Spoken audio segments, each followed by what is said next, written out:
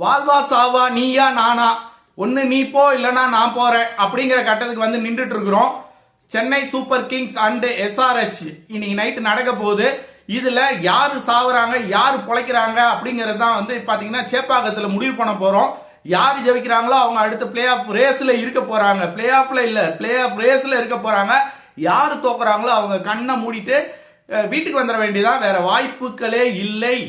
இந்த சுச்சுவேஷன்ல டோனி அணி சிஎஸ்கே என்ன பண்ணும், எஸ்ஆர்ஹெச் கமின்ஸ் என்ன பண்ணுவாரு, கமின்ஸ் என்ன பண்ணுவாரு, டூ வெல் போங்க பாசிட்டிவா. நம்மளோட கேம் என்ன, அடிதடி ஆட்டம் தான், அதை வந்து சிறப்பா செய்யுங்க. தோத்தாலும் பரவாயில்ல, கவலையே படாதீங்க. இந்த தடுமாட்டமான ஆட்டம், அந்த நிறுத்தி நிதானமான ஆட்டம் நமக்கு சூட்டாகவே இல்லை. அதை செய்யவே செய்யாதீங்க, அதிரடியா ஆடுங்க. இதுதான் வந்து கமின்ஸோட மந்திரமா இருக்க போகுது.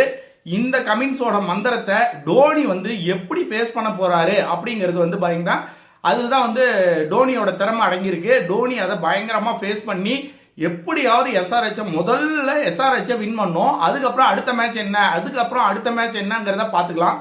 முதல்ல இன்னைக்கு மேட்சை நம்ம வின் பண்ணணும். இன்னைக்கு மேட்சை வின் பண்றதுக்கு செம்மையான ஒரு 11 வேணும். செம்மையான ஒரு 11 இருந்தாலும் யாருமே கேட்சை மட்டும் மிஸ் பண்ணிடாதீங்கப்பா. கேட்சை மிஸ் பண்ணீங்கன்னா தயவு செய்து சொல்றேன், அப்ப தோத்துட்டோன்னு வெளில வந்துருங்க. கேட்சை மிஸ் பண்ணீங்கன்னா மேட்சை ஜெயிக்க முடியாது முடியாது முடியாது. எத்தனை தடவை வேணா எல்லா மேட்சும் எடுத்து பார்த்துங்க, கேட்ச் விட்டவன் எவனுமே ஜெயிச்சதே இல்லை. கேட்சை விடாதீங்க. இந்த ஐபிஎல்ல அதிக கேட்ச் விட்ட டீம் எதுறீங்களா, சிஎஸ்கே தான். அதுக்கப்புறம் ஆர்ஆர். இந்த நிலைமையில நம்மளோட ஃபீல்டிங் எப்படி இருக்கணும், டோனி என்ன பண்ண போறாரு, இதான் நம்மளோட நம்மளோட பிடிஷன் வந்து சென்னை சூப்பர் கிங்ஸ் வின் பண்ண போகுது, பிளே ஆஃப் ரேஸ்ல இருக்க போகுது. அதுக்கப்புறம் அடுத்த மேட்ச்ல என்ன நடக்குதுங்கிறத பார்ப்போம். இந்த மேட்ச்